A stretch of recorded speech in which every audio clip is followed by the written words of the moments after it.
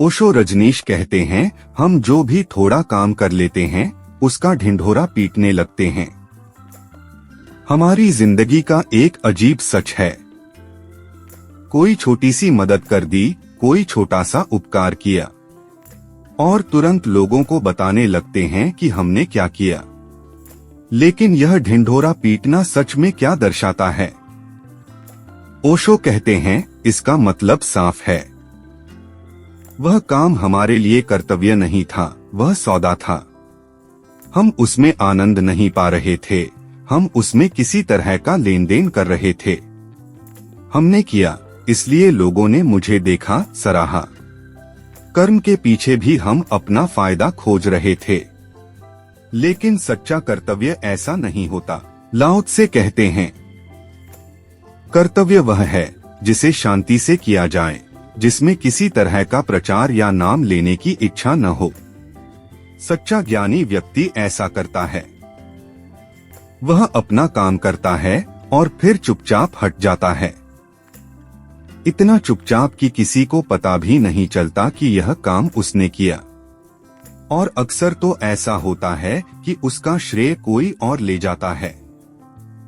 लेकिन ज्ञानी को इससे फर्क नहीं पड़ता, क्योंकि उसके लिए आनंद ही कर्तव्य है। श्रेय लेने या प्रशंसा पाने की जरूरत नहीं। ओशो कहते हैं, जो व्यक्ति कर्तव्य में आनंद पाता है वह किसी नाम, किसी पहचान की चिंता नहीं करता। लेकिन जो लोग कर्तव्य में आनंद नहीं पाते वे हमेशा श्रेय लेने की सोचते रहते हैं। उनके लिए काम करना केवल लेन देन है। उन्होंने काम किया, इसलिए उन्हें पहचान, धन्यवाद, प्रशंसा चाहिए। ज्ञानी व्यक्ति का तरीका अलग होता है। वह काम करते समय सामने रहता है, पर जब बात श्रेय लेने की आती है तब वह पीछे हट जाता है। क्यों?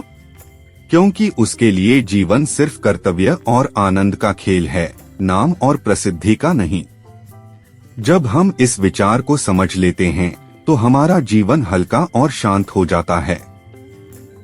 हम काम करते हैं पर अपनी संतुष्टि का स्रोत दूसरों की प्रशंसा में नहीं खोजते।